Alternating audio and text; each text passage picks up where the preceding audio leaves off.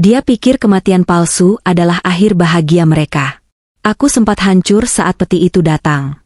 Namun, ketika pengurus jenazah berbisik bahwa peti itu kosong, dukaku berubah menjadi rencana dingin.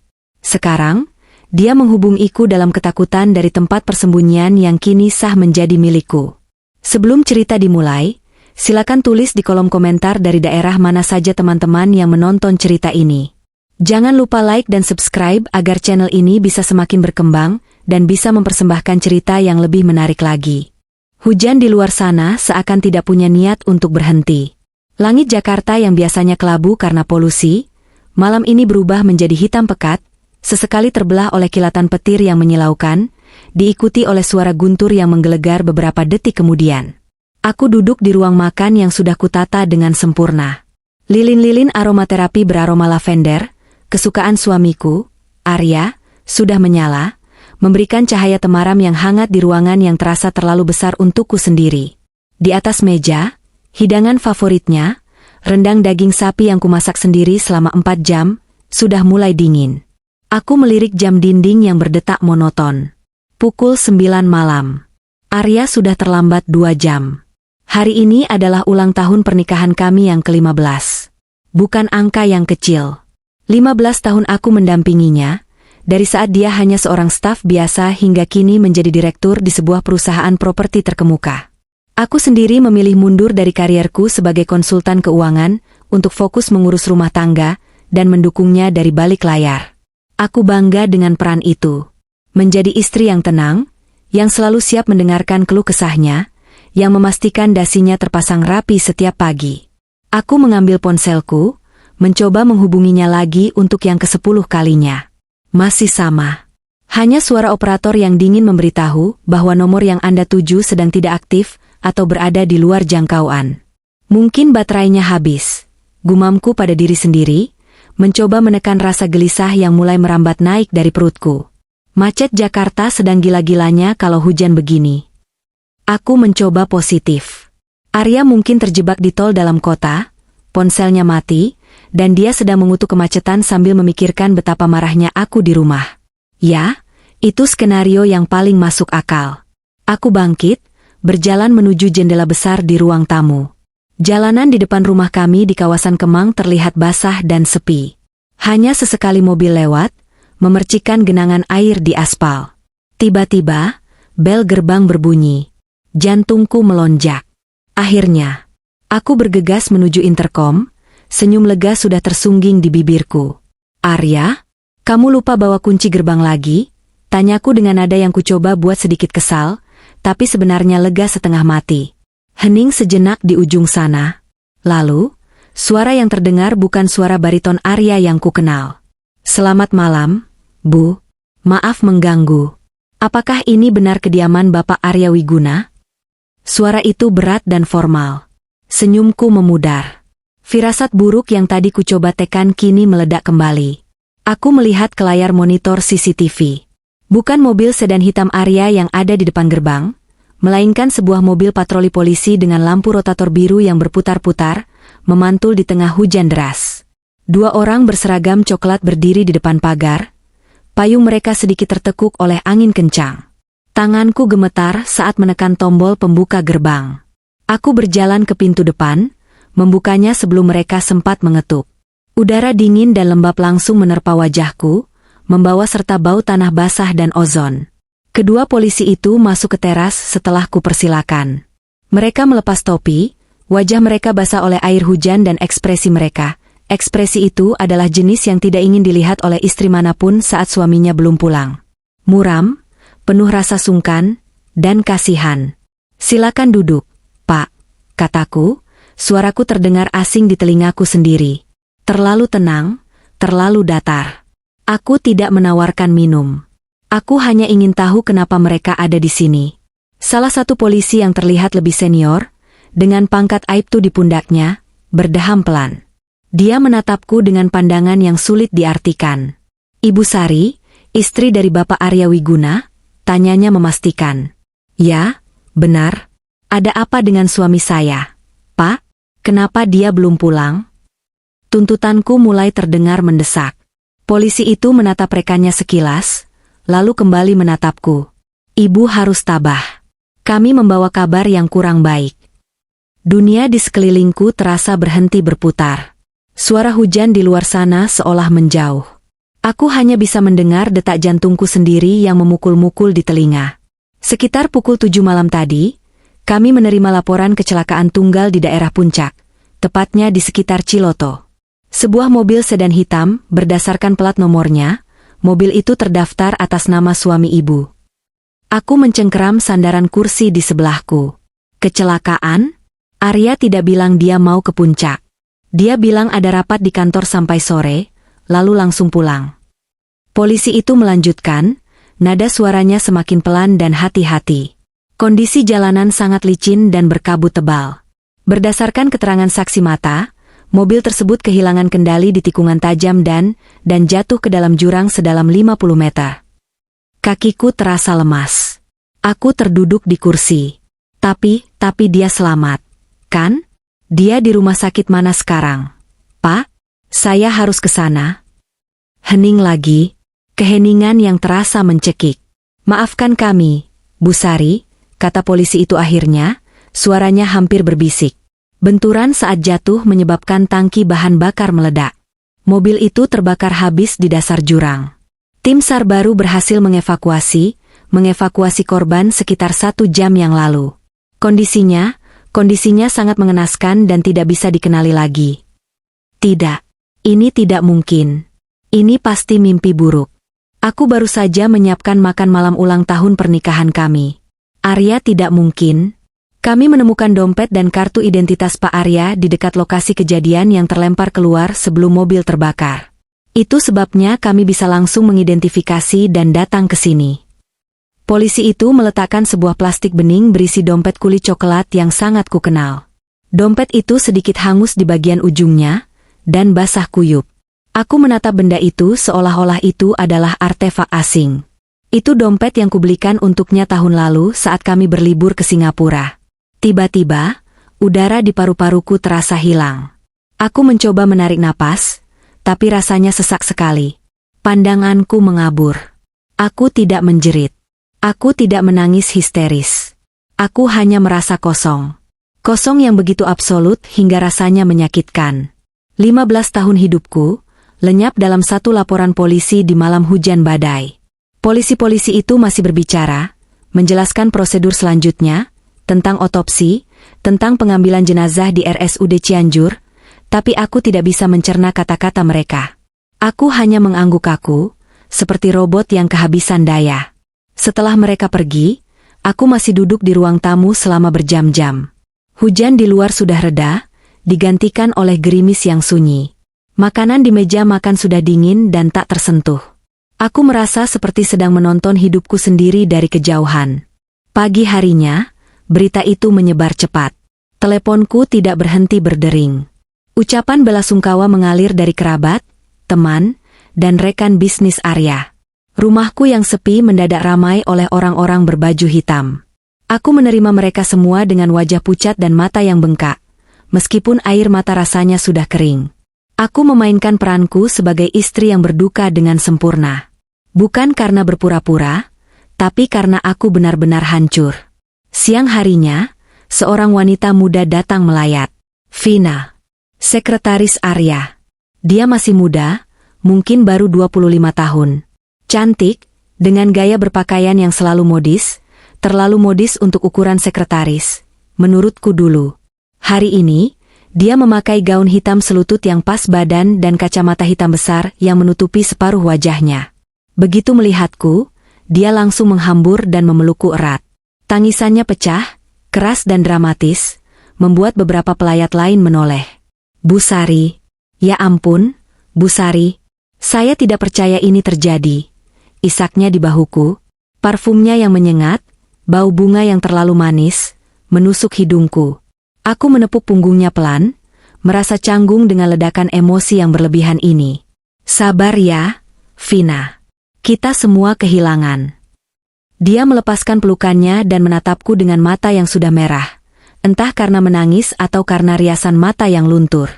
Dia membuka kacamata hitamnya, memperlihatkan air mata yang terus mengalir. Pak Arya itu atasan yang sangat baik, Bu. Dia segalanya bagi kami di kantor. Saya tidak tahu harus bagaimana tanpa dia. Kenapa orang sebaik dia harus pergi secepat ini? Dia meratap lagi, kali ini sambil menutup wajahnya dengan sapu tangan sutra. Aku mengernyit sedikit.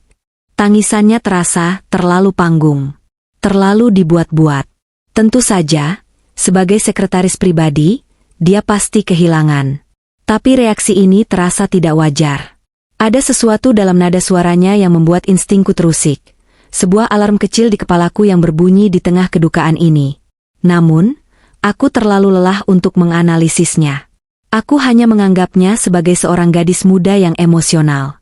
Terima kasih sudah datang, Vina, kataku lemah, mencoba melepaskan diri dari dramanya. Kalau ibu butuh apa-apa, apa saja, tolong hubungi saya, Bu. Saya akan bantu mengurus semua keperluan kantor dan asuransi Pak Arya. Ibu tidak usah memikirkan itu dulu, katanya sambil menggenggam tanganku erat-erat, terlalu erat. Aku mengangguk, hanya ingin dia segera pergi. Saat itu, aku tidak menyadari bahwa di balik kacamata hitam dan air mata buaya itu, ada seringai kemenangan yang tersembunyi. 2 hari kemudian, di sebuah rumah duka elit di Jakarta Utara. Tempat itu dingin. Bukan hanya karena pendingin ruangan yang disetel maksimal, tapi juga karena atmosfer kematian yang steril dan mahal. Lantai marmer putih mengilap memantulkan cahaya lampu kristal, dan karangan bunga duka cita berjejer memenuhi koridor. Nama-nama perusahaan besar dan pejabat tertera di pitanya, menunjukkan betapa luasnya jaringan bisnis Arya. Aku berdiri di depan sebuah peti mati kayu jati yang dipoles mengilap. Peti itu tertutup rapat. Di atasnya, ada foto Arya yang tersenyum lebar, foto yang diambil saat kami berlibur ke Bali tahun lalu. Dia terlihat begitu hidup, begitu penuh energi. Kontras yang menyakitkan dengan kenyataan bahwa tubuhnya yang hancur kini terbaring di dalam kotak kayu itu. Pihak rumah sakit dan kepolisian menyarankan agar peti tidak dibuka. Kondisi jenazah terlalu mengenaskan, kata mereka. Luka bakar 100%. Tidak ada yang tersisa dari Arya yang tampan dan gagah. Aku menyetujuinya. Aku ingin mengenangnya seperti di foto itu, bukan sebagai sisa-sisa tragedi yang mengerikan. Hari ini adalah jadwal kremasi. Aku memilih kremasi karena itulah yang pernah Arya katakan padaku dulu, saat kami iseng membicarakan tentang kematian. Lebih praktis, katanya waktu itu. Dan abunya bisa kau tebar di laut, biar aku bebas. Ruangan VIP tempat peti Arya disemayamkan mulai sepi. Para pelayat sudah pulang setelah memberikan penghormatan terakhir. Hanya tinggal aku dan beberapa staf rumah duka yang sedang bersiap untuk memindahkan peti ke ruang krematorium. Seorang pria paruh baya dengan setelan jas hitam rapi mendekatiku. Namanya Pak Haryo, manajer senior di rumah duka ini. Wajahnya terlihat gelisah, keringat dingin terlihat di dahinya meskipun ruangan itu sangat dingin. Bu Sari, panggilnya dengan suara rendah, hampir berbisik. Bisa saya bicara sebentar? 4 mata. Ini sangat penting. Aku menatapnya bingung. Tentu, Pak Haryo. Ada masalah dengan jadwal kremasinya? Bukan, Bu. Mari ikut saya ke ruangan saya sebentar. Tolong. Nada suaranya yang mendesak membuatku tidak bisa menolak. Aku mengikutinya keluar dari ruang semayam, melewati koridor panjang menuju area administrasi di bagian belakang. Dia membawaku masuk ke sebuah ruangan kantor yang tertutup rapat, lalu mengunci pintunya dari dalam. Dia menarik tirai jendela, memastikan tidak ada yang bisa melihat ke dalam. Tingkah lakunya membuatku waspada. Ada apa sebenarnya, Pak? Bapak membuat saya takut. Pak Haryo tampak berjuang dengan dirinya sendiri. Dia mondar-mandir sejenak sebelum akhirnya berdiri di depanku. Wajahnya pucat pasi. Bu Sari, saya tidak seharusnya melakukan ini. Ini melanggar semua kode etik dan bisa membuat saya dipecat, bahkan dipenjara. Tapi hati nurani saya tidak mengizinkan saya diam saja. Ibu orang baik, saya melihat bagaimana ibu berduka 2 hari ini. Jantungku mulai berdegup kencang lagi. Firasat buruk itu kembali. Katakan saja, Pak, ada apa? Sebelum peti ditutup permanen di rumah sakit, ada prosedur standar di mana kami, pihak rumah duka, harus melakukan pengecekan terakhir untuk memastikan kondisi jenazah dan persiapan lainnya sebelum diserahkan kepada keluarga. Biasanya ini hanya formalitas. Dia menelan ludah dengan susah payah. Dan, desakku. Bu Sari, tadi pagi, saat peti itu tiba dari Cianjur, saya melakukan pengecekan itu. Suaranya bergetar. Bu, petinya kosong. Aku terdiam. Otakku berusaha mencerna kata-kata itu, tetapi gagal. Apa maksud Bapak? Kosong?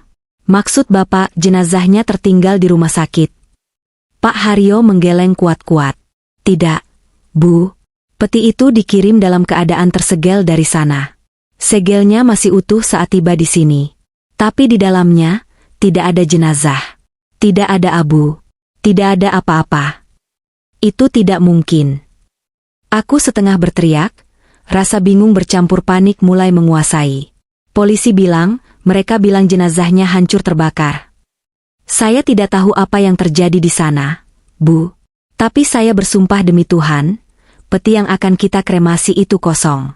Kecuali, dia merogoh saku jas bagian dalamnya dengan tangan gemetar. Kecuali satu benda ini yang saya temukan tergeletak di dasar peti. Dia menyodorkan sebuah amplop putih polos. Tidak ada nama, tidak ada alamat. Hanya tersegel rapat. Ini tulisan tangan Pak Arya, Bu. Saya mengenalinya dari dokumen administrasi yang pernah dia tanda tangani di sini untuk pemakaman ibunya dulu. Aku menatap amplop itu seolah-olah itu adalah bom waktu. Tanganku terulur perlahan, mengambilnya. Kertasnya terasa dingin di ujung jariku. Aku membuka segelnya dengan gerakan lambat, seakan menunda kenyataan yang akan menghantamku. Di dalamnya ada secari kertas HVS biasa. Tulisan tangan yang sangat kukenal, tulisan tangan Arya yang tegak dan sedikit miring ke kanan, tertera di sana. Tidak panjang. Hanya beberapa kalimat yang ditulis dengan terburu-buru. Sari, saat kau membaca ini, aku sudah tiada. Jangan buang waktumu untuk menangis. Kau wanita yang cerdas, kau pasti akan baik-baik saja. Asuransi jiwaku nilainya 5 miliar, itu lebih dari cukup untukmu hidup tenang seumur hidup. Anggap saja itu kompensasi. Aku tidak bisa terus hidup dalam kepura-puraan ini. Aku butuh kebebasan. Aku dan Vina akan memulai hidup baru di tempat yang jauh, tempat di mana tidak ada yang mengenal kami. Jangan coba-coba mencariku. Biarkan dunia mengira aku sudah mati. Itu yang terbaik untuk kita semua. Lupakan aku, dan hiduplah dengan uang itu. Arya. Dunia tidak berhenti berputar kali ini. Tidak ada suara mendesing di telinga. Tidak ada rasa sesak napas. Yang ada hanyalah keheningan absolut. Aku membaca surat itu sekali lagi. Lalu sekali lagi. Setiap kata terasa seperti pisau dingin yang menusuk ulu hatiku, lalu memutarnya perlahan. Tiada. Asuransi. Vina. Hidup baru. Jadi, ini semua sandiwara? Kecelakaan itu, mobil yang terbakar, polisi yang datang dengan wajah muram, tangisan Vina yang dramatis, semuanya adalah panggung sandiwara yang dirancang oleh suamiku sendiri. Dia tidak mati di jurang. Dia sedang bersiap untuk lari bersama sekretarisnya yang bermuka dua itu, meninggalkanku dengan status janda dan setumpuk uang asuransi sebagai uang tutup mulut. Dia memalsukan kematiannya sendiri demi seorang wanita lain. Dia menipuku. Dia mengkhianatiku. Dia mencampakkan 15 tahun kebersamaan kami seperti sampah. Hanya demi kebebasan dan wanita yang usianya hampir separuh dari usiaku. Aku merasakan perubahan fisik dalam diriku. Anehnya, aku tidak ingin menangis. Air mata yang sejak kemarin mengalir deras, tiba-tiba berhenti total. Kelenjar air mataku terasa kering, seolah-olah semua kesedihan telah menguap, digantikan oleh sesuatu yang lain. Sesuatu yang panas, membara, namun di saat yang sama terasa sangat dingin. Amarah. Bukan, ini lebih dari sekadar amarah. Ini adalah dendam yang murni dan pekat. Aku mengangkat wajahku menatap Pak Haryo. Dia tampak ketakutan melihat ekspresiku. Aku tidak tahu wajah seperti apa yang sedang kutunjukkan padanya, tapi aku bisa merasakan rahangku mengeras dan mataku menyipit tajam. Bu Sari, ibu baik-baik saja? Ibu mau pingsan? Saya panggilkan dokter, tanyanya panik. Aku melipat surat itu dengan rapi, memasukkannya kembali ke dalam amplop, dan menggenggamnya erat-erat. Tidak perlu dokter, Pak Haryo, jawabku. Suaraku terdengar sangat tenang, jauh lebih tenang daripada saat aku menerima kabar kematian Arya. Dingin, tajam, dan terkontrol. Saya sangat baik-baik saja. Malah, saya merasa lebih baik dari sebelumnya. Pak Haryo tampak bingung. Lalu, apa yang harus kita lakukan dengan peti itu, Bu? Kita tidak bisa mengkremasi peti kosong. Aku berdiri tegak, merapikan kebaya hitamku. Otakku yang selama ini terbiasa menganalisis data keuangan dengan cepat, kini bekerja dengan kecepatan penuh untuk menganalisis situasi baru ini. Arya ingin bermain api? Baiklah. Aku akan memastikan dia terbakar, tapi bukan dengan cara yang dia bayangkan. Dia pikir aku wanita lemah yang akan menerima nasib dan hidup tenang dengan uang asuransi? Dia salah besar. Dia lupa siapa yang mengatur semua keuangannya selama ini. Dia lupa siapa yang selalu membereskan kekacauan yang dia buat. Lanjutkan prosesinya, Pak Haryo, kataku tegas, menatap lurus ke matanya. Apa? Tapi, Bu, tidak ada yang boleh tahu tentang ini. Tidak ada. Termasuk keluarga saya atau keluarga Arya. Bapak mengerti. Nada suaraku bukan lagi permintaan, tapi perintah. Bagi dunia, Arya Wiguna sudah mati terbakar di puncak. Dan hari ini, kita akan mengkremasinya. Pak Haryo tampak ragu, tapi ketegasan di mataku membuatnya tidak berani membantah. Dia mengangguk pelan. Baik, Bu, saya mengerti. Saya akan tutup mulut. Ini rahasia kita. Bagus. Sekarang, mari kita selesaikan sandiwara ini. Saya harus kembali menjadi janda yang berduka di depan umum. Aku berjalan keluar dari ruangan itu dengan langkah mantap. Duka itu sudah hilang, digantikan oleh tujuan baru yang sangat jelas.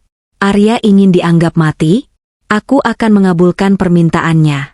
Aku akan membuatnya benar-benar mati, secara hukum, administratif, dan finansial, sampai dia berharap dia benar-benar ikut terbakar di dalam mobil itu. Permainan baru saja dimulai, suamiku sayang.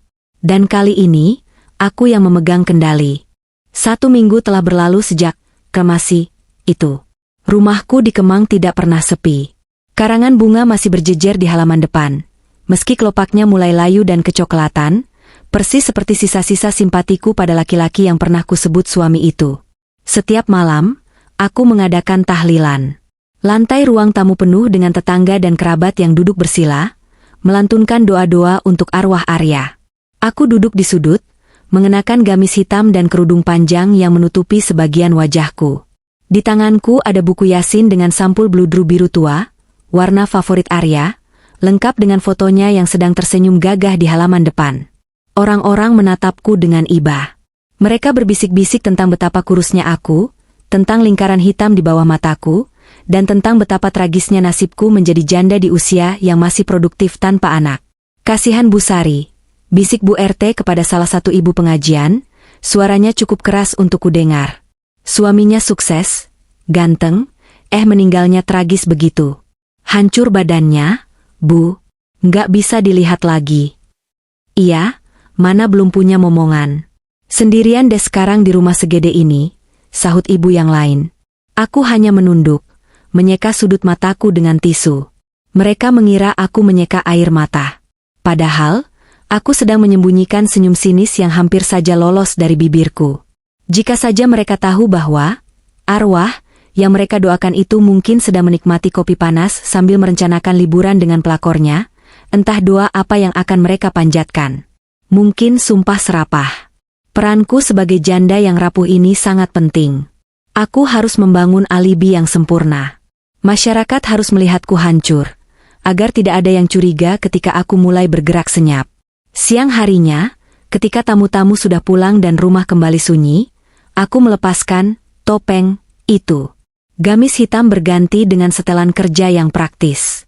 Aku tidak pergi ke kantor lama Arya, melainkan ke kantor kelurahan dan dinas kependudukan dan catatan sipil, Dukcapil. Ini adalah langkah pertama dalam rencana balas dendamku, mematikan Arya secara hukum. Proses birokrasi di Indonesia memang berbelit, Tapi statusku sebagai istri dari korban kecelakaan tragis yang viral memudahkan segalanya. Petugas kelurahan melayaniku dengan sangat sopan dan penuh empati. Turut berduka cita ya, Bu Sari, kata petugas loket, seorang pria muda yang menatapku dengan pandangan kasihan saat aku menyerahkan berkas laporan kepolisian, surat keterangan dari rumah sakit, yang tentu saja berdasarkan identifikasi dompet, bukan DNA, dan surat pengantar RT RW. Terima kasih, Mas, jawabku lirih. Saya hanya ingin menyelesaikan administrasi ini secepatnya. Supaya almarhum tenang. Saya juga mau mengurus klaim asuransi untuk melunasi utang-utang almarhum, jadi saya butuh akta kematiannya segera. Alasan utang selalu ampuh untuk mempercepat proses. Baik, Bu, akan kami prioritaskan. 3 hari kemudian, selembar kertas berharga itu ada di tanganku.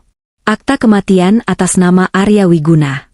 Ada cap basah dan tanda tangan pejabat berwenang. Aku menatap kertas itu lama sekali di dalam mobilku yang terparkir di halaman kantor Dukcapil. Di mata negara, Arya Wiguna sudah tidak ada. Hak sipilnya hangus. Dia tidak bisa lagi membuat paspor, tidak bisa membuka rekening bank, tidak bisa membeli properti, bahkan tidak bisa menikah lagi secara resmi. Dia adalah hantu. Dan dia sendiri yang menginginkan ini. Selamat, Mas Arya, gumamku pada kertas itu. Jariku menelusuri nama lengkapnya. Kamu sudah resmi jadi mayat. Langkah kedua, pengacara dan aset. Aku membuat janji temu dengan Pak Anwar, notaris dan pengacara keluarga kami. Pak Anwar adalah pria tua yang teliti dan kaku, tipe orang yang tidak akan membiarkan 1 sen pun salah hitung. Dia menyambutku di kantornya yang penuh dengan tumpukan berkas bau kertas tua. Bu Sari, silakan duduk, katanya sambil membetulkan letak kacamata tebalnya. Saya sudah menyiapkan pembacaan wasiat dan rekapitulasi aset sesuai permintaan Ibu.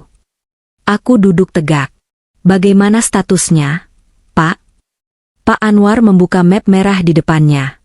Karena Pak Arya meninggal mendadak dan kami belum sempat memperbarui wasiat sejak pernikahan kalian 15 tahun lalu, maka hukum waris yang berlaku menetapkan Ibu sebagai ahli waris tunggal, mengingat kalian belum memiliki keturunan dan kedua orang tua Pak Arya sudah meninggal. Aku mengangguk. Ini sudah kuduga. Aset likuid berupa tabungan, deposito, dan saham akan segera dibekukan untuk proses balik nama. Nilainya cukup besar, lanjut Pak Anwar. Namun, ada satu aset properti yang statusnya baru saja berubah bulan lalu, dan mungkin Ibu belum aware. Alisku terangkat. Apa itu, Pak? Rumah peristirahatan milik mendiang ibu mertua Ibu, Bu Rina, yang berada di Lembang. Ah, villa tua itu. Aku ingat tempat itu. Bangunan kolonial Belanda yang cantik tapi agak menyeramkan karena letaknya yang terpencil di kaki bukit, dikelilingi hutan pinus. Ibu mertuaku sangat menyukai tempat itu semasa hidupnya. Tapi Arya selalu mengeluh tempat itu terlalu dingin dan sepi.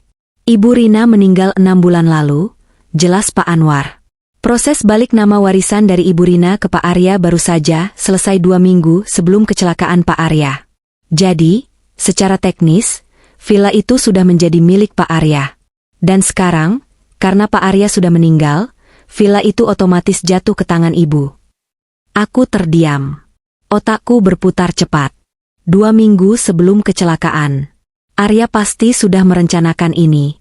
Dia mengurus balik nama villa itu secepat kilat. Kenapa? Untuk apa dia butuh rumah tua di Lembang yang dulu dia benci? Kecuali dia butuh tempat sembunyi. Tempat yang jauh dari Jakarta, tapi tidak terlalu jauh untuk dijangkau lewat darat tanpa perlu pemeriksaan identitas di bandara. Tempat yang sepi, di mana tetangga jarang peduli. Tempat yang sudah menjadi miliknya secara sah, sehingga dia tidak perlu membayar sewa yang meninggalkan jejak transaksi. Sebuah senyum tipis terukir di wajahku. Potongan puzzle terakhir baru saja jatuh ke tempatnya. Bu Sari, panggil Pak Anwar, membuyarkan lamunanku. Ibu mau menjual villa itu? Nilai tanahnya cukup tinggi di sana. Tidak, Pak, jawabku cepat. Jangan dijual dulu. Saya punya kenangan manis di sana dengan almarhum. Mungkin saya akan mengunjunginya untuk menenangkan diri. Pak Anwar mengangguk maklum. Baik, Bu.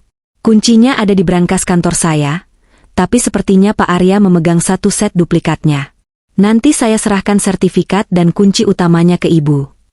Keluar dari kantor Pak Anwar, aku merasa adrenalin membanjiri tubuhku.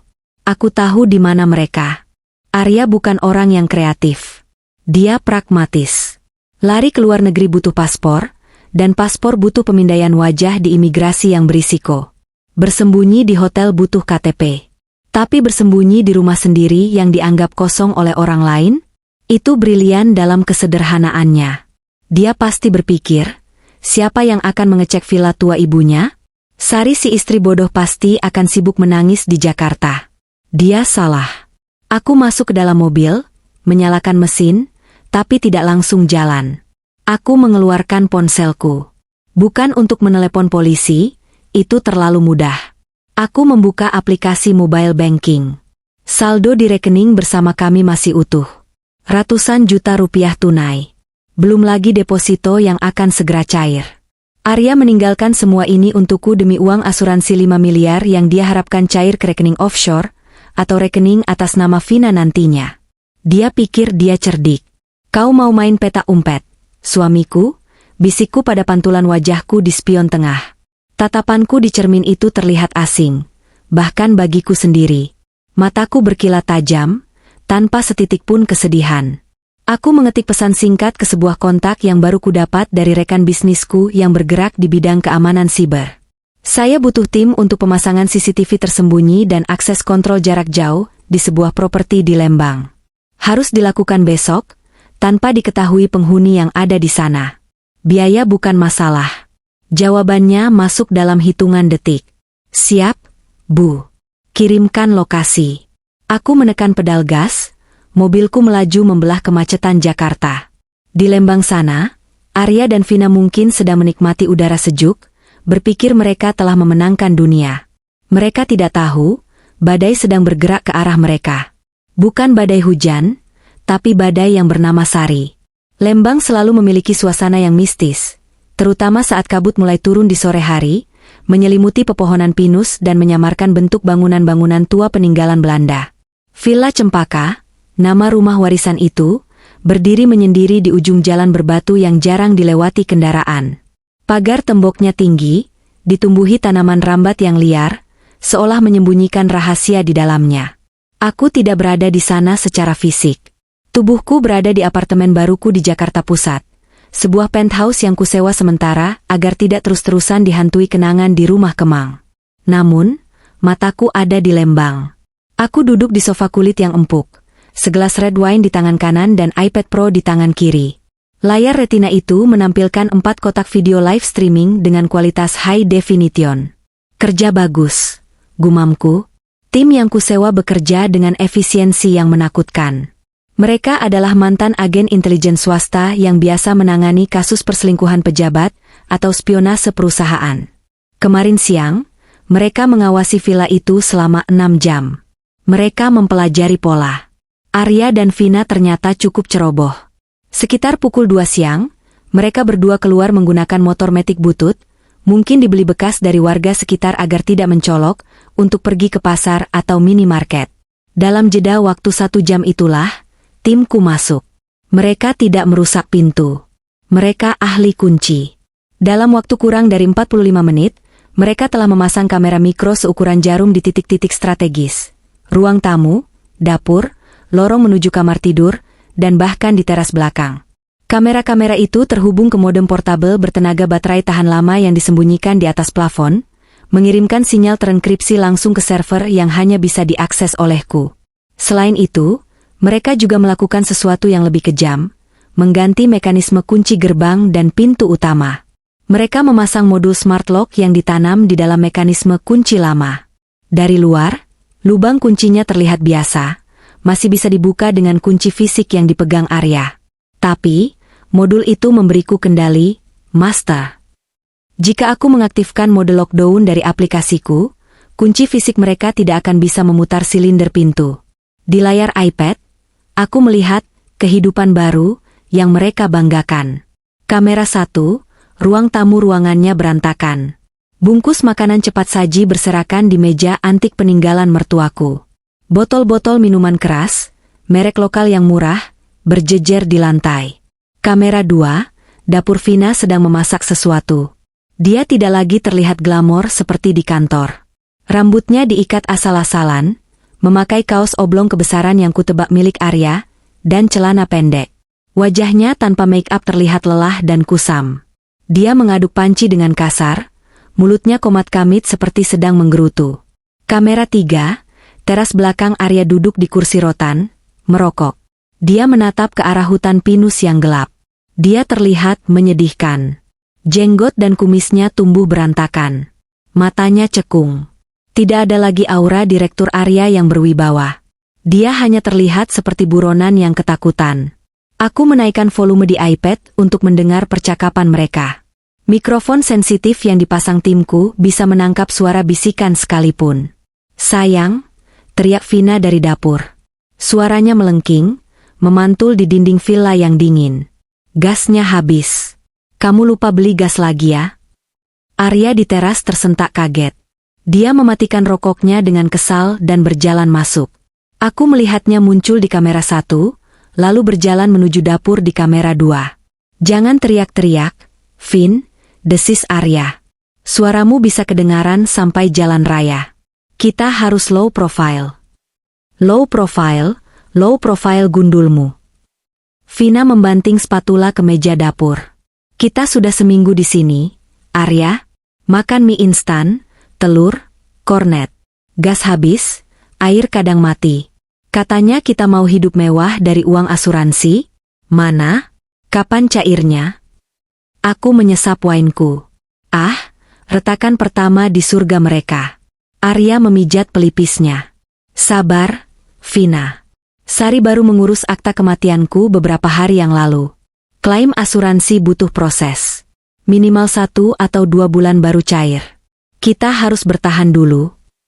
"2 bulan?" Vina melotot. "Kamu gila? Aku nggak bisa hidup di lubang tikus ini 2 bulan lagi. Udingin banget di sini, nggak ada water heater, internet lemot. Aku mau ke mall, aku mau perawatan, Arya. Kamu pikir aku nggak stres?" Arya meledak. Dia mencengkeram bahu Vina. "Aku sudah korbankan semuanya.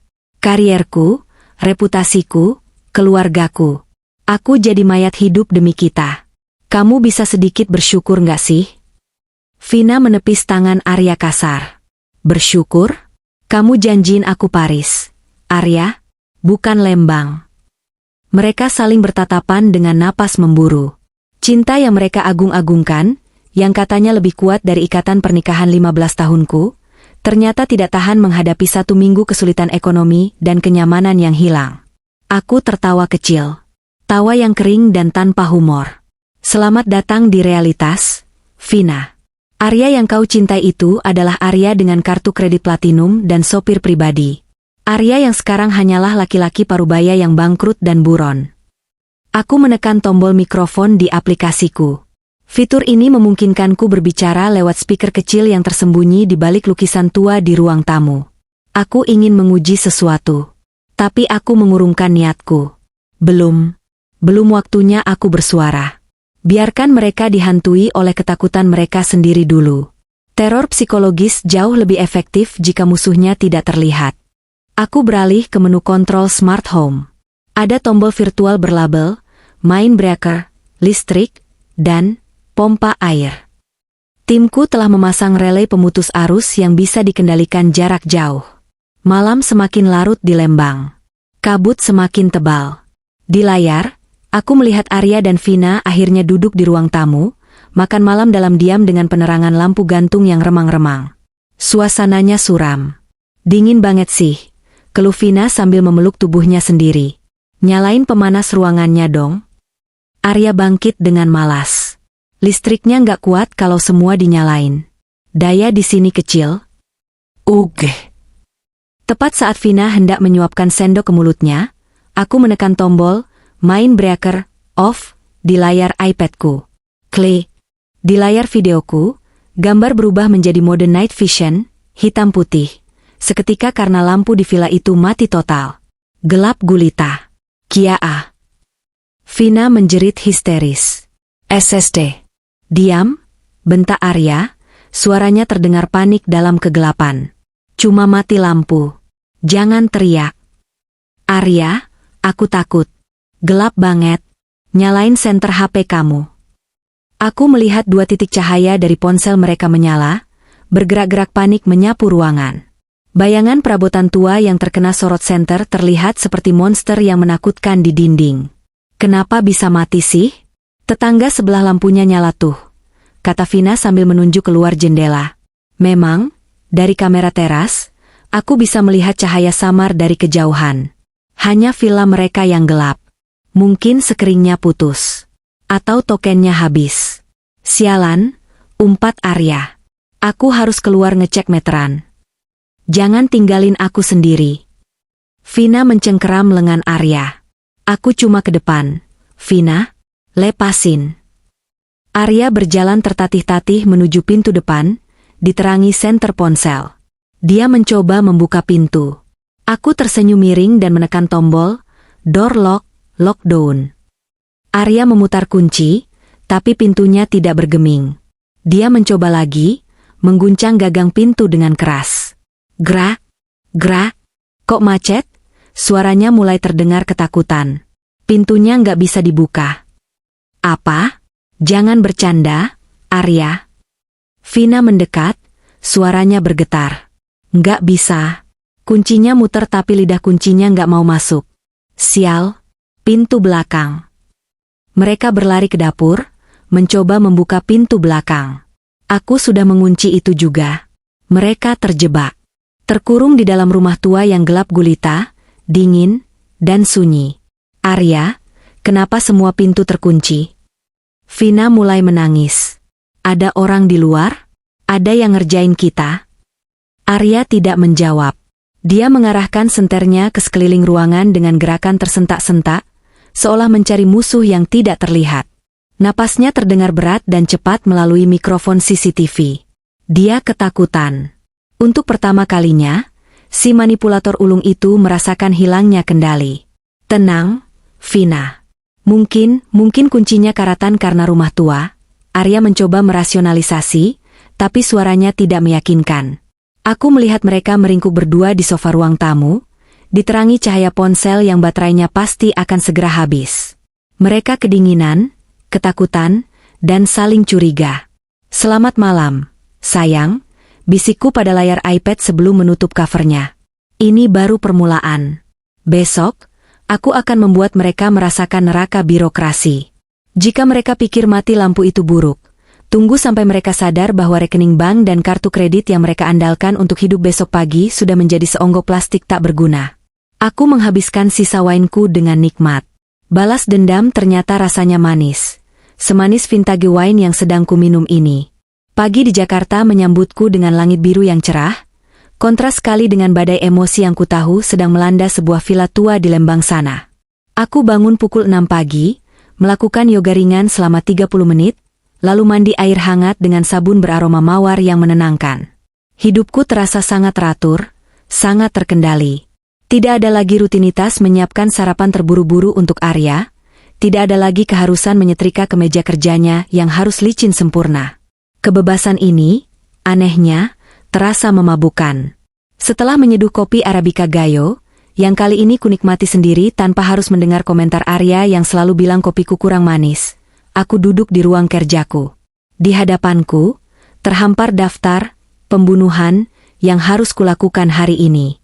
Tentu saja bukan pembunuhan fisik, melainkan pembunuhan administratif. Arya ingin dianggap mati, maka aku akan memastikan dunia memperlakukannya benar-benar seperti orang mati. Langkah pertama, utilitas. Aku mengambil ponsel, mencari nomor call center PLN. Jariku menari di atas layar dengan tenang. Selamat pagi, PLN 123, dengan Budi di sini. Ada yang bisa saya bantu? Suara operator terdengar ramah dan profesional. Selamat pagi, Pak Budi, jawabku. Suaraku kubuat terdengar sedikit parau, lemah, namun sopan. Saya Ibu Sari. Saya ingin mengajukan pemutusan aliran listrik sementara untuk properti saya di Lembang. ID pelanggannya 534XXXXXXXXX. Baik, Bu Sari. Boleh saya tahu alasannya? Biasanya kami sarankan untuk tidak diputus total agar sirkulasi udara tetap baik dengan exhaust fan atau lampu taman. Aku menghela napas panjang, memberikan jeda dramatis. Suami saya pemilik rumah itu, Bapak Arya Wiguna, baru saja meninggal dunia dalam kecelakaan tragis minggu lalu. Pak, mungkin Bapak dengar beritanya di TV. Hening sejenak di ujung sana. Astaga, innalillahi wa inna ilaihi rojiun. Saya turut berduka cita yang sedalam-dalamnya, Bu. Maafkan saya tidak tahu. Tidak apa-apa, Pak, kataku lirih. Rumah itu penuh kenangan. Saya tidak sanggup ke sana. Tidak ada yang akan menempatinya lagi dalam waktu dekat. Saya takut kalau listriknya terus menyala malah terjadi korsleting atau kebakaran karena tidak ada yang mengawasi. Jadi demi keamanan, tolong diputus saja dari pusat ya, Pak. Mulai hari ini, sekarang juga kalau bisa. Baik, Bu. Saya mengerti kekhawatiran Ibu. Karena ini permintaan pemilik dan terkait faktor keamanan pasca duka, saya akan buatkan laporan prioritas untuk pemutusan sementara dari gardu. Mungkin dalam 1-2 jam ke depan petugas lapangan akan memprosesnya secara sistem atau fisik. Terima kasih banyak, Pak Budi. Bapak sangat membantu janda seperti saya. Sama-sama, Bu. Sekali lagi turut berduka. Klik. Sambungan terputus. Aku tersenyum tipis. Selanjutnya, PDAM. Prosedurnya hampir sama. Sedikit isak tangis buatan, sedikit cerita tentang rumah kosong yang angker ditinggal mati, dan petugas di seberang sana dengan sigap memproses pemutusan aliran air demi mencegah tagihan membengkak karena kebocoran yang tidak terpantau. Setelah urusan utilitas selesai, aku bersiap untuk agenda utama, perbankan.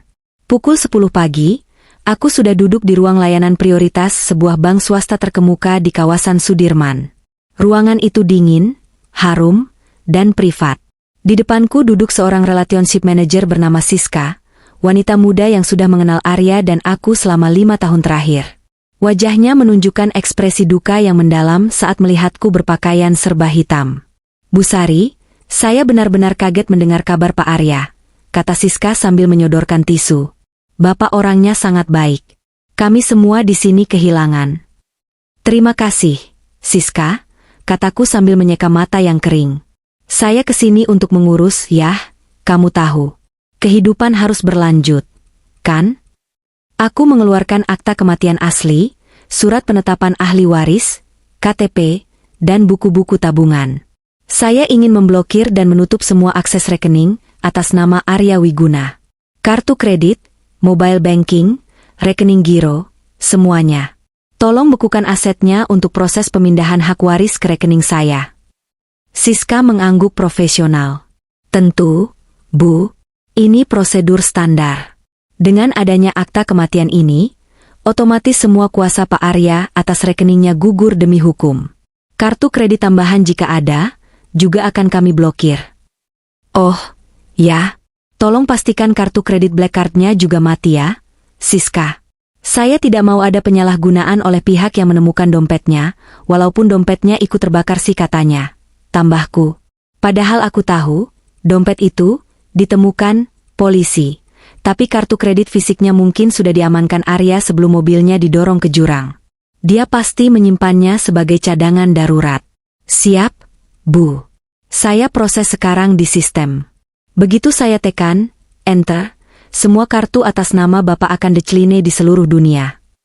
Aku menatap jari telunjuk Siska yang melayang di atas tombol keyboard. Silakan, Siska, bisikku dalam hati. Matikan dia. Tuh. Tombol ditekan. Selesai. Secara finansial, Arya Wiguna kini miskin papa. Siang harinya, aku kembali ke apartemen dan langsung menyalakan iPad. Sudah waktunya melihat hasil karyaku. Layar CCTV menampilkan kekacauan yang memuaskan. Di Lembang, waktu menunjukkan pukul 2 siang. Dari kamera ruang tengah, aku melihat Arya sedang mondar-mandir dengan wajah merah padam. Dia memegang ponselnya, menempelkannya ke telinga, lalu membantingnya ke sofa. Nggak ada sinyal internet wifi, teriaknya. IndiHome mati. Listrik mati. Air mati. Apa-apaan ini? Vina muncul dari kamar mandi, hanya berbalut handuk. Rambutnya basah dan berbusa. Wajahnya penuh sisa sabun yang belum terbilas bersih. Dia menangis histeris. Arya. Airnya mati pas aku lagi keramas. Mataku perih. Badan aku lengket. Nyalain airnya sekarang. Jeritnya sambil menghentak-hentakkan kaki. Gimana aku bisa nyalain air kalau listriknya mati? Bodoh. Pompanya pakai listrik. Bentak Arya. Kesabarannya jelas sudah habis.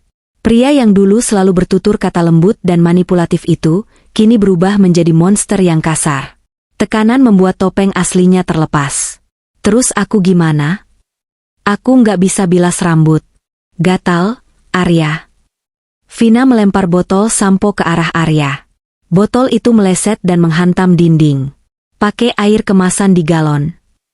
Galonnya udah kosong dari kemarin. Kamu kan nggak beli karena males gotong. Aku tertawa renyah sambil memakan anggur di apartemenku yang sejuk. Drama rumah tangga mereka jauh lebih menghibur daripada sinetron manapun. Arya mengacak-acak rambutnya frustrasi. Oke. Aku beli air galon ke warung depan. Sekalian beli makan siang. Aku lapar. Jangan lama-lama. Aku kayak orang gila begini. Aku melihat Arya menyambar dompet kulitnya dan kunci motor. Dia keluar dari villa dengan wajah tertekuk. Kamera luar menangkap sosoknya yang menuntun motor metik itu keluar gerbang. Karena gerbang elektriknya tentu saja mati total, dia harus membukanya secara manual dengan susah payah, mendorong besi berat yang berkarat itu. Sekitar 30 menit kemudian, Arya kembali. Tapi kali ini wajahnya bukan hanya marah, tapi pucat pasi. Ketakutan. Dia masuk ke ruang tamu, melempar dompetnya ke meja dengan tangan gemetar. Dia tidak membawa air galon. Tidak membawa makanan. Mana airnya? Mana makannya? Tanya Vina yang kini sudah berpakaian lengkap namun rambutnya masih terlihat kaku dan lengket karena sisa sampo yang mengering. Arya merosot duduk di lantai, bersandar pada kaki sofa. Tatapannya kosong. Ditolak, bisiknya. Apanya yang ditolak? Kartu kreditku. Semua kartu debitku. Semuanya. Suara Arya bergetar. Aku ke minimarket di jalan raya. Aku mau ambil tunai di ATM. Mesinnya bilang, kartu Anda ditahan hubungi bank. Kartunya ketelen, Vin. 3 kartu ketelen mesin ATM. Apa? Vina membelalak. Terus aku coba gesek kartu kredit buat beli air dan rokok di kasir. Declin. Keterangannya, refer to issuer. Kasirnya ngeliatin aku kayak aku penipu. Arya menutupi wajahnya dengan kedua tangan. Rekeningku diblokir, Vin. Sari pasti sudah mengurus surat kematianku ke bank. Vina terdiam. Wajah cantiknya memucat. Realitas menghantam mereka dengan keras. Jadi, kita nggak punya uang? Tanya Vina pelan. Aku cuma punya uang tunai 150.000 di dompet. Itu sisa terakhir. Kata Arya. Sisanya ada di rekening yang sekarang beku total. 150.000. Vina tertawa histeris, tawa yang terdengar gila. 150.000 buat hidup selamanya? Kamu bercanda, Arya? Kamu bilang kamu punya simpanan kripto? Kamu bilang kamu punya aset lain. Dompet kriptoku ada di HP lamaku yang hancur di mobil. Recovery prasenya aku catat di buku agenda yang astaga. Arya berhenti bicara, matanya terbelalak ngeri. Buku agendanya ada di laci meja kerjaku di rumah Kemang. Skakmat.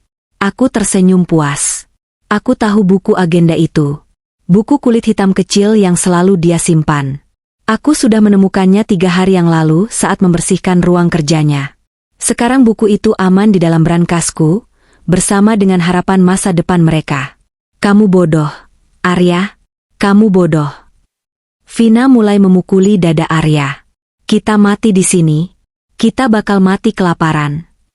Diam, Vina. Aku lagi mikir. Arya mendorong Vina hingga jatuh terduduk di sofa. Kita masih punya perhiasan kamu kan? Gelang emas yang aku belikan bulan lalu? Kita bisa jual itu. Vina memegang pergelangan tangannya refleks. Enggak. Ini punyaku. Enggak boleh dijual. Kita butuh makan, Vina. Jangan egois. Mereka mulai berebut, saling tarik-menarik, saling berteriak. Suara mereka memenuhi ruangan yang mulai gelap, karena matahari sore mulai turun. Tanpa listrik, villa tua itu mulai terasa dingin menusuk tulang. Tanpa air, bau keringat dan bau badan mulai menguar di antara mereka. Tanpa uang, cinta mereka menguap lebih cepat daripada embun pagi. Aku mematikan iPad-ku sejenak. Babak ini selesai. Mereka sudah merasakan lapar dan miskin. Tapi mereka masih merasa aman secara fisik di dalam rumah itu. Mereka pikir mereka masih memiliki atap untuk berlindung. Salah besar.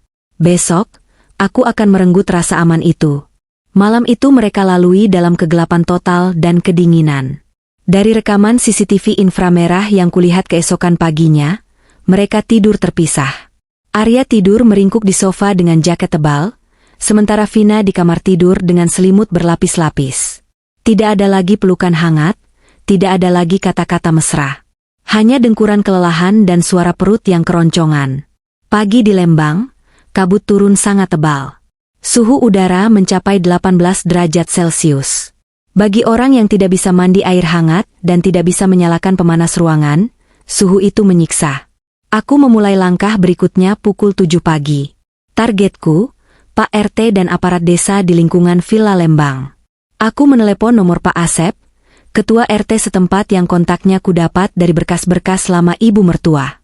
Halo, Assalamualaikum, Pak Asep. Sapaku dengan suara yang kubuat bergetar ketakutan. Waalaikumsalam. Ini dengan siapa ya? Jawab suara bapak-bapak di seberang sana. Saya Sari, Pak. Menantunya almarhumah Bu Rina, istrinya Pak Arya. Oh, Bu Sari. Ya ampun, saya dengar kabar duka soal Pak Arya dari berita. Turut berduka cita ya, Bu. Kasihan sekali, padahal masih muda. Terima kasih, Pak Asep. Aku terisak pelan. Maaf saya mengganggu pagi-pagi. Saya sedang ketakutan, Pak. Takut kenapa, Bu? Nada suara Pak Asep berubah waspada. Begini, Pak. Semalam saya mimpi buruk tentang villa Ibu Rina. Perasaan saya tidak enak. Lalu tadi pagi, tetangga sebelah villa menelepon saya, kebohongan kecil, katanya dia melihat ada cahaya senter dan bayangan orang di dalam villa malam-malam. Padahal kan villa itu kosong. Pak, kuncinya ada di saya di Jakarta. Suami saya sudah meninggal. Waduh, Pak Asep terdengar kaget. Ada orang masuk? Maling? Saya takutnya bukan cuma maling, Pak. Saya takutnya itu gelandangan atau pecandu narkoba yang menjadikan rumah kosong sebagai markas. Bapak tahu kan villa itu terpencil? Saya takut mereka merusak barang-barang peninggalan mertua saya, atau malah membakar rumah itu. Kata, narkoba, dan bakar, adalah pemicu yang sangat efektif untuk warga desa. Mereka paling anti dengan hal-hal yang bisa merusak keamanan kampung. Wah, tidak bisa dibiarkan itu, Bu. Kalau dipakai buat ngelem atau narkoba, bisa bahaya buat warga sini juga. Ibu tenang saja, saya akan cek sekarang juga. Saya akan ajak Babinsa, Bintara Pembina Desa, dan Hansip untuk menggerebek. Kalau benar ada orang, kami tangkap. Tolong ya, Pak Asep. Tolong hati-hati. Kuncinya memang saya pegang. Tapi kalau Bapak mau dobrak demi keamanan, saya ikhlaskan. Asal jangan sampai ada orang jahat bersarang di sana. Siap, Bu. Ibu tunggu kabar dari saya. Aku menutup telepon dengan senyum lebar. Some. Aku beralih ke layar iPad. Kamera luar menunjukkan suasana jalanan depan villa yang masih sepi dan berkabut. Namun, tidak lama kemudian, aku mendengar suara deru motor yang mendekat. Bukan satu, tapi 3 motor.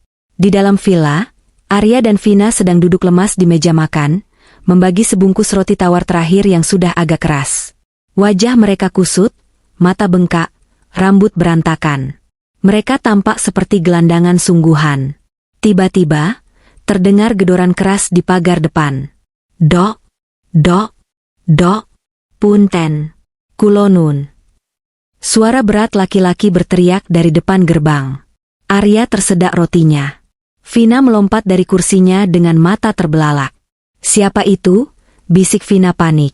Arya memberi isyarat agar Vina diam. Dia mengendap-endap ke jendela depan, mengintip dari balik tirai yang tebal. Aku melihat lewat kamera apa yang Arya lihat.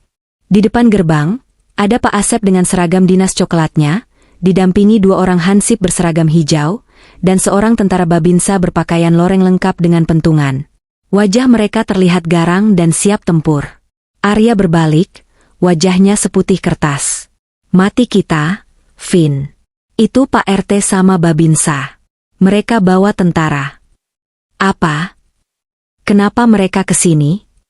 Vina mulai menangis lagi, kali ini tanpa suara, tubuhnya gemetar hebat. Mereka pasti curiga ada orang di sini. Kita nggak lapor diri. Lampu mati tapi mungkin mereka lihat aktivitas kita siang-siang. Dok, buka. Kami tahu ada orang di dalam. Ini Pak RT. Teriak Pak Asep. Kalau tidak dibuka, kami dobrak. Kita harus keluar. Arya, kita bilang aja kita lagi liburan, kata Vina panik. Gila kamu? Desis Arya sambil mencengkeram lengan Vina kasar. Kalau kita keluar, mereka bakal minta KTP. Identitasku sudah mati, Vina. Kalau mereka tahu Arya Wiguna masih hidup, beritanya bakal heboh. Aku bakal ditangkap polisi karena pemalsuan kematian dan penipuan asuransi. Kita berdua bakal masuk penjara. Terus kita harus gimana? Arya melihat sekeliling dengan liar. Matanya tertuju pada pintu kecil di bawah tangga. Pintu menuju gudang bawah tanah. Tempat itu dulunya dipakai ibu mertuaku untuk menyimpan perkakas berkebun dan barang-barang bekas. Tempat itu lembab, bau tanah, dan penuh dengan sarang laba-laba. Masuk ke sana, perintah Arya. Cepat. Gudang itu? Nggak mau. Itu kotor, Arya. Banyak tikus. Pilih mana? Tikus atau penjara? Bentak Arya. Tanpa menunggu jawaban, Arya menyeret Vina menuju pintu kecil itu. Mereka membuka pintunya. Dari kamera yang kupasang di lorong, aku bisa melihat betapa gelapnya lubang itu. Arya mendorong Vina masuk, lalu dia menyusul, menutup pintu kecil itu dari dalam. Tepat pada waktunya. Sesaat kemudian, aku mendengar suara besi beradu. Pak RT dan timnya rupanya berhasil memanjat pagar atau membuka paksa gembok gerbang manual. Karena kunci elektriknya sudah kumatikan, jadi tidak mengunci secara magnetik tapi mekanismenya macet. Pintu depan didobrak. Brak, Pak Asep, Babinsa, dan Hansip masuk ke ruang tamu dengan sepatu boots mereka yang berlumpur. Mereka menyalakan senter besar, menyapu ruangan yang berantakan itu. Wah, beneran ada yang nempatin ini, Pak, kata salah satu Hansip, menunjuk bungkus roti di meja dan botol minuman keras di lantai. Masih baru nih sampahnya. Keluar. Jangan sembunyi. Bentak Pak Babinsa, suaranya menggelegar memenuhi rumah kosong itu. Kami tahu kalian di sini. Aku beralih ke kamera mikro yang terpasang di dekat pintu gudang bawah tanah. Mikrofon menangkap suara napas tertahan dari balik pintu itu. Di dalam kegelapan gudang yang sempit, Arya dan Vina berhimpitan di antara tumpukan kardus bekas dan cangkul berkarat. Aku bisa membayangkan baunya, campuran bau tanah basah, jamur, dan kencing tikus. Vina menutup mulutnya dengan kedua tangan, air mata mengalir deras di pipinya. Ada seekor laba-laba besar merayap di dekat telinga Arya, tapi dia tidak berani bergerak sedikitpun. Langkah kaki sepatu boots terdengar berdentum-dentum tepat di atas kepala mereka, di lantai kayu ruang tengah. Dum, dum, dum. Setiap langkah itu seperti palu godam yang menghantam jantung mereka. Cek kamar tidur, perintah Pak RT. Terdengar suara pintu dibanting, lemari dibuka paksa, dan barang-barang dibongkar. Kosong, Pak, tapi kasurnya berantakan. Kayaknya mereka baru lari lewat belakang, lapor Hansip. Cek belakang. Arya memejamkan mata rapat-rapat. Keringat dingin mengucur deras di pelipisnya. Dia tahu, jika pintu gudang ini dibuka, tamatlah riwayatnya. Dia bukan lagi direktur terhormat. Dia hanyalah tikus yang terperangkap dalam jebakan yang dia buat sendiri. Pak, ini pintu apa? Tanya suara seorang Hansip. Tepat di depan pintu gudang. Jantung Arya seakan berhenti berdetak.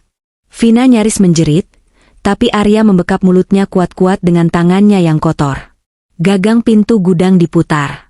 Klek, klek. Terkunci dari dalam, Arya menahannya dengan gerendel slot kecil yang ada di dalam. Dikunci, Pak, kata Hansip. Isinya paling sapu sama pel. Gudang kecil ini MAH? Ya sudah, mungkin mereka kabur ke hutan lewat jendela yang gak terkunci, kata Pak Babinsa. Kita sisir area sekitar villa. Tapi barang-barang ini jadi bukti. Amankan KTP atau identitas kalau ada yang ketinggalan. Siap, Endan. Langkah kaki mereka mulai menjauh. Suara mereka perlahan menghilang ke arah halaman belakang. Arya dan Vina masih tidak berani bergerak. Mereka tetap dalam posisi itu, berpelukan dalam ketakutan di tengah kegelapan dan bau busuk, selama hampir 1 jam. Mereka takut petugas itu kembali tiba-tiba. Di Jakarta, aku menyesap teh melati hangatku sambil tersenyum puas. Aku melihat Vina yang biasanya sombong itu kini meringkuk seperti bayi di lantai tanah yang dingin, bajunya kotor terkena debu gudang. Dan Arya, sang suami pengkhianat, kini merasakan bagaimana rasanya menjadi buronan di rumahnya sendiri. Kenyamanan mereka sudah hilang. Keamanan mereka sudah hancur. Harga diri mereka sudah diinjak-injak sepatu boots Hansip yang penuh lumpur. Dan bagian terbaiknya, mereka tidak bisa keluar dari rumah itu. Jika mereka keluar, warga desa pasti akan melihat. Jika mereka tetap di dalam, mereka akan mati kelaparan dan ketakutan. Villa itu kini bukan lagi tempat persembunyian romantis. Villa itu adalah penjara. Aku mengambil ponselku, mengetik pesan ke Pak Asep. Terima kasih, Pak Asep. Kalau memang tidak ketemu orangnya, tolong titip dipantau terus ya, Pak. Kalau perlu, Bapak ronda di depan gerbang setiap malam. Saya akan kirim uang rokok dan kopi buat bapak-bapak yang jaga. Jawaban Pak Asep datang cepat. Siap, Bu Sari. Aman. Nanti malam anak-anak Karang Taruna saya suruh nongkrong di pos kamling depan villa ibu biar malingnya nggak balik lagi. Aku tertawa. Sekarang, Arya dan Vina benar-benar terkepung. Mereka tidak bisa keluar lewat gerbang depan, karena akan ada pemuda kampung yang nongkrong. Mereka terjebak bersama hantu ketakutan mereka sendiri. Saatnya untuk babak terakhir. Saatnya memasang papan nama itu. Sinar matahari pagi yang menembus celah-celah ventilasi gudang terasa menyakitkan bagi mata yang kurang tidur. Arya dan Vina merangkak keluar dari lubang persembunyian mereka seperti tikus tanah yang terusik. Baunya, astaga, bau tubuh mereka sendiri membuatku ingin muntah meski hanya melihatnya dari layar iPad di Jakarta yang berjarak ratusan kilometer. Mereka telah menghabiskan malam di ruang bawah tanah yang lembab, ditemani cangkul berkarat dan ketakutan akan digerebek warga. Vina, sang sekretaris modis yang biasanya wangi parfum Chanel, kini terlihat berantakan dengan rambut kusut Masai, wajah berminyak, dan baju yang ternoda tanah. Arya tidak jauh berbeda. Kemeja mahalnya sobek di bagian lengan, mungkin tersangkut paku saat panik bersembunyi kemarin. Mereka sudah pergi, bisik Vina, suaranya serak karena dehidrasi. Arya mengintip hati-hati ke ruang tamu yang porak-poranda. Sepertinya aman, tapi kita nggak bisa terus-terusan begini, Vin. Kita butuh air. Kita butuh makan. Mereka berjalan tertatih-tatih menuju ruang tamu, menjatuhkan diri di sofa yang berdebu. Ini semua gara-gara istrimu, desis Vina penuh kebencian. Sari pasti merencanakan sesuatu. Nggak mungkin kebetulan listrik mati, air mati, kartu diblokir, terus Pak RT datang. Jangan ngaco, bantah Arya lemah. Sari itu bodoh. Dia cuma ibu rumah tangga biasa. Dia nggak punya otak kriminal kayak gini. Ini cuma kebetulan sial. Sistem birokrasi otomatis memutus semuanya karena aku dianggap mati. Oh, Arya. Betapa kau tidak mengenal wanita yang tidur di sebelahmu selama 15 tahun. Aku melihat jam di dinding apartemenku. Pukul 9 pagi. Waktunya untuk pukulan terakhir. Aku mengambil ponsel dan mengirim pesan singkat kepada agen properti yang sudah kuhubungi kemarin sore. Pak Benny, silakan dieksekusi sekarang. Siap, Bu Sari. Tim kami sudah di lokasi. Di layar CCTV yang menghadap ke halaman depan villa, aku melihat sebuah mobil pick-up bak terbuka berhenti di depan gerbang. 2 orang pria berseragam merah turun membawa tangga lipat, palu besar, dan sebuah papan kayu berukuran jumbo. Dok, dok, dok. Suara palu menghantam tanah terdengar keras, memecah keheningan pagi di Lembang. Arya dan Vina tersentak kaget di dalam rumah. Suara apa lagi itu? Vina memekik, trauma dengan kejadian kemarin. Arya merangkak ke jendela, mengintip dari balik tirai. Matanya membelalak lebar, seolah bola matanya akan melompat keluar. Tidak mungkin. Gumamnya. Wajahnya berubah menjadi abu-abu. Ada apa, Arya? Vina ikut mengintip. Di depan pagar, tertancap dengan gagah sebuah papan nama besar berwarna merah menyala dengan tulisan putih mencolok. Dijual cepat Villa Luas Asri Asham, harga nego hubungi Benny Property 081XXXXXXXXX. Dia menjual rumah ini? Bisik Arya, suaranya bergetar hebat. Sari menjual rumah ini? Kalau rumah ini dijual, berarti bakal ada orang yang datang buat lihat-lihat, kan? Tanya Vina, kepanikan mulai merambat naik ke nada suaranya. Kalau ada calon pembeli masuk dan nemuin kita di sini gimana, Arya? Kita bakal ketahuan. Arya mundur dari jendela, napasnya memburu. Sialan, dia benar-benar mau menghabisi kita. Telepon dia, Arya. Telepon dia sekarang. Teriak Vina sambil mengguncang bahu Arya. Suruh dia batalin. Bilang kamu masih hidup. Bilang ini semua salah paham. Kalau aku telepon, dia bakal tahu aku masih hidup. Rencanaku gagal total. Rencanamu emang udah gagal, goblok. Vina menampar pipi Arya. Plak. Suara tamparan itu terdengar renyah di mikrofon CCTV-ku. Kita kelaparan, bau, dikejar warga, dan sekarang rumahnya mau dijual. Kamu mau kita mati konyol di sini atau di penjara? Pilih. Arya memegangi pipinya yang memerah. Dia menatap Vina dengan tatapan nanar, lalu beralih menatap ponselnya yang tergeletak di meja. Ponsel dengan nomor baru yang hanya berisi sedikit pulsa. Dengan tangan gemetar, Arya mengambil ponsel itu. Dia menekan nomor lamaku, nomor yang dia hafal di luar kepala. Di apartemenku, ponselku berdering. Nomor tidak dikenal. Aku tersenyum, meletakkan cangkir tehku perlahan. Aku membiarkannya berdering 3 kali sebelum mengangkatnya. Halo, sapaku dengan nada datar dan dingin. Sari.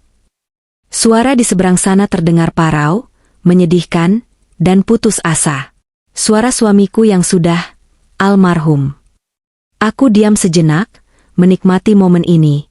Maaf, ini siapa? Ini aku, Sari, Arya. Arya? Aku pura-pura bingung. Anda salah sambung. Suami saya, Arya Wiguna, sudah meninggal minggu lalu. Kecelakaan mobil di Puncak. Jenazahnya sudah dikremasi. Sari, berhenti bersandiwara. Arya berteriak, tapi suaranya pecah menjadi isak tangis. Aku tahu kamu tahu aku masih hidup. Hentikan semua ini, Sari, tolong. Oh, jadi ini penipu yang mencoba memeras janda yang sedang berduka? Tanyaku santai, sambil memutar-mutar gelas wine kosong di meja. Atau ini hantu? Kalau hantu, harusnya kamu tidak butuh listrik dan air, kan? Sari, demi Tuhan. Kami menderita di sini. Kami belum makan 2 hari. Listrik mati, air mati. Dan sekarang kamu pasang plang dijual di depan rumah? Koreksi sedikit. Potongku tajam. Bukan, kami. Tapi, kamu dan pelacurmu. Dan bukan, rumah. Itu aset. Aset milikku. Sebagai pewaris tunggal, aku berhak melakukan apa saja dengan aset itu, termasuk menjualnya untuk membuang sial. Hening sejenak. Hanya terdengar napas Arya yang tersengal-sengal. Kau tahu. Bisiknya ngeri. Kau tahu semuanya. Tentu saja aku tahu, sayang. Apa kau pikir aku sebodoh itu? Kau pikir aku tidak akan mengecek peti mati itu? Kau pikir aku tidak akan curiga saat aset-asetmu berpindah tangan begitu cepat sebelum kau mati? Nada suaraku berubah. Tidak ada lagi kepura-puraan. Suaraku kini setajam silet, dingin dan menusuk. Kau meninggalkanku, Arya. Setelah 15 tahun aku mengabdikan hidupku untukmu, Kau membuangku demi seorang sekretaris murahan. Kau bahkan mencoba menipuku dengan kematian palsu supaya kau bisa lari membawa uang asuransi. Betapa rendahnya dirimu. Sari, maafkan aku hilaf, aku panik. Arya mulai merengek. Tolong cabut papa nama itu. Tolong nyalakan listriknya. Aku akan pulang. Kita bisa bicara baik-baik. Aku tertawa. Tawa yang keras dan mengejek. Pulang? Pulang kemana? Ke rumahku? Maaf, di rumahku tidak ada tempat untuk mayat. Secara hukum negara, kau sudah mati, Arya. Akta kematianmu sudah terbit. Rekeningmu sudah ditutup. Asuransimu sedang diproses cair ke rekeningku. Kau tidak ada. Kau non-existent. Kau jahat, Sari, teriak Vina yang tampaknya merebut ponsel itu. Kau wanita iblis. Halo, Vina, sapaku riang. Bagaimana rasanya? Hidup baru, yang kalian impikan? Indah, bukan? Gelap, dingin, dan bau tikus. Cocok sekali dengan kepribadian kalian. Aku akan lapor polisi. Kamu menyiksa kami, jerit Vina. Silakan, tantangku.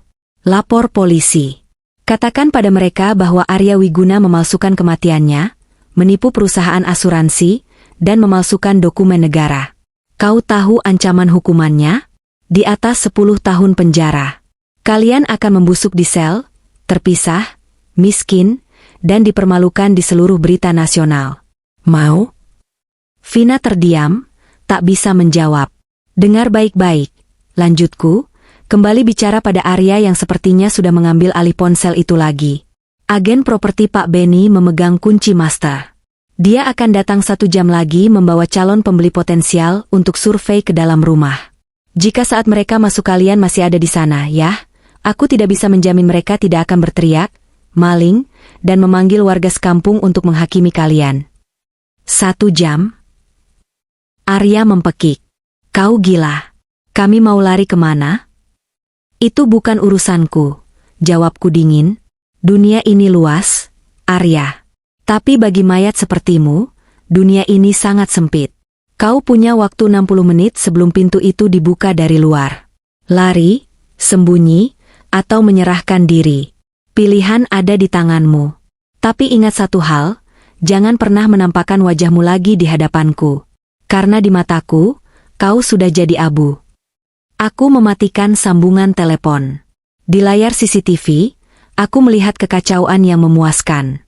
Arya melempar ponselnya ke dinding sampai hancur berkeping-keping. Dia berteriak, menjambak rambutnya sendiri, lalu mulai berlarian mengemasi barang-barang seadanya. Vina menangis histeris sambil memunguti baju-bajunya dan memasukkannya asal-asalan ke dalam tas kresek sampah, karena koper mereka terlalu besar dan mencolok untuk dibawa kabur lewat hutan. Ayo cepat, bentak Arya, menyeret tangan Vina. Aku nggak kuat jalan, Arya, aku lemas. Mau digebukin masa? Jalan. Mereka keluar lewat pintu belakang, menyusup di antara semak belukar berduri, melompati pagar tembok yang tinggi dengan susah payah, persis seperti penjahat yang melarikan diri. Pakaian mereka sobek, kulit mereka tergores duri, dan harga diri mereka tertinggal di lantai villa yang dingin itu. 15 menit kemudian, sebuah mobil sedan mewah berhenti di depan pagar. Pak Benny turun bersama sepasang suami istri kaya yang ingin melihat villa. Pak Benny membuka gembok dengan kunci master yang kukirimkan via kurir kemarin. Mereka masuk ke dalam villa yang kosong. Wah, rumahnya luas ya, Pak, kata calon pembeli itu. Tapi kok agak berantakan? Dan baunya agak apek ya.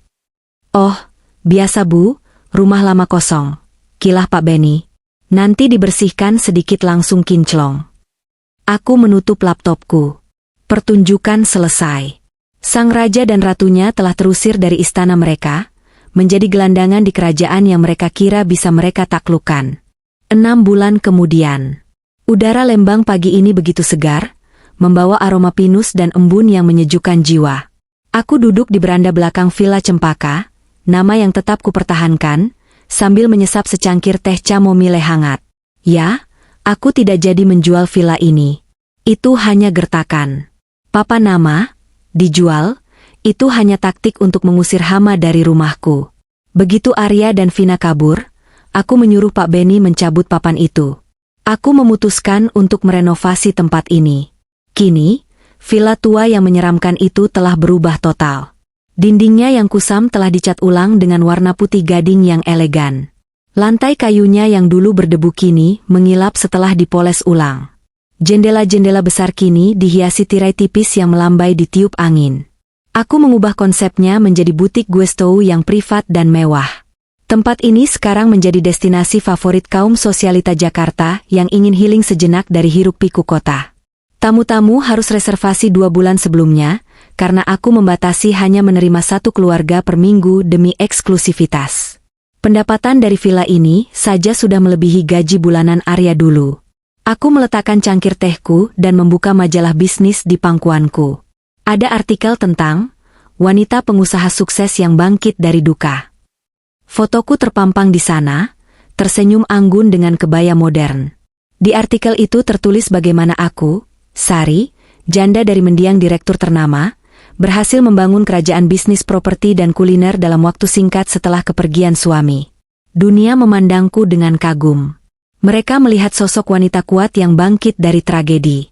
Mereka tidak tahu bahwa tragedi itu adalah komedi gelap yang kusutradarai sendiri. Tiba-tiba, ponselku bergetar.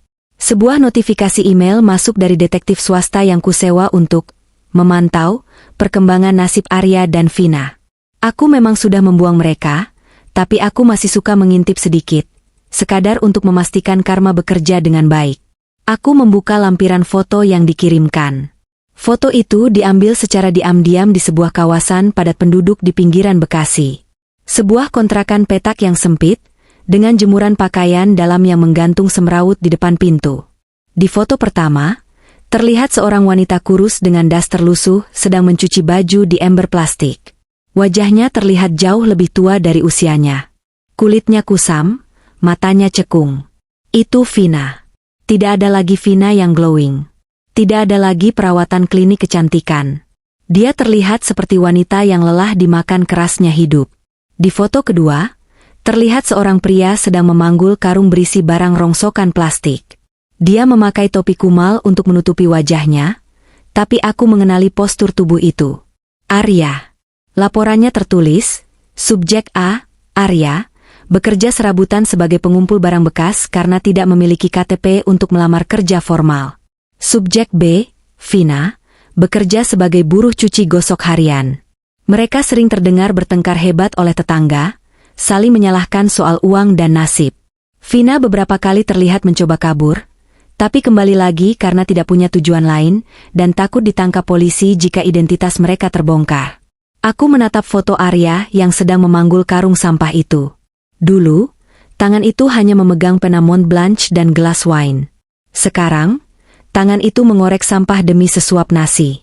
Mereka terjebak dalam neraka yang mereka ciptakan sendiri. Mereka tidak bisa kembali ke keluarga mereka, karena sudah dianggap mati atau hilang. Mereka tidak bisa menikah resmi. Mereka tidak punya akses kesehatan BPJS. Mereka adalah hantu yang gentayangan dalam kemiskinan. Rasa puas itu mengalir hangat di dadaku, lebih hangat dari teh yang kuminum. Bu Sari. Suara lembut asistenku, Rini, membuyarkan lamunanku. Dia datang membawa nampan berisi kue-kue kecil. Tamu VIP dari Surabaya sudah datang, Bu. Mereka sangat suka dengan dekorasi ruang tamunya. Mereka ingin bertemu Ibu sebentar untuk mengucapkan terima kasih. Aku menutup ponselku, membiarkan layar itu gelap, menyembunyikan wajah menyedihkan mantan suamiku dan selingkuhannya. Masa lalu sudah selesai. Aku berdiri, merapikan gaun sutraku, dan memasang senyum terbaikku. Senyum seorang pemenang. Baik, Rini. Mari kita sambut mereka. Aku berjalan masuk ke dalam villa yang megah dan hangat. Di dinding lorong, masih tergantung foto Arya, sebuah foto hitam putih artistik yang kupasang sebagai penghormatan. Setiap kali aku melewatinya, aku tidak merasa sedih. Aku justru merasa bangga. Foto itu adalah piala kemenanganku. Pengingat bahwa jangan pernah meremehkan seorang istri yang diam. Karena di balik ketenangan seorang wanita, Tersimpan badai yang mampu menenggelamkan kapal terbesar sekalipun. Arya menginginkan hidup baru, bukan? Dan aku, sebagai istri yang berbakti, telah mengabulkannya. Dia mendapatkan hidup baru yang benar-benar berbeda dari sebelumnya. Dan aku mendapatkan segalanya.